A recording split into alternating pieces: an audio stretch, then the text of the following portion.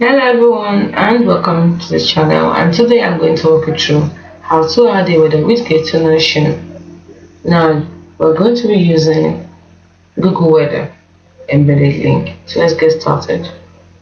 Now we know that adding a weather widget in Notion is a great way to keep track of the weather while working in Notion workspace, and the Notion doesn't have a built-in weather widget.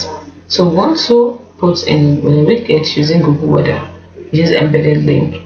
Google Weather offers a simple way to embed weather directly through, though it is less customizable. So the first step you need to take is open Google and search for weather, and then put in your city's name. A weather panel will show up with current conditions.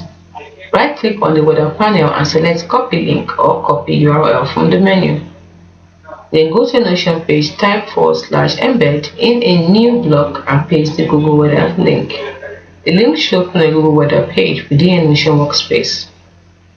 Most widgets will allow you to resize directly within Notion to fit your design preference. Just click and drag the corners to adjust.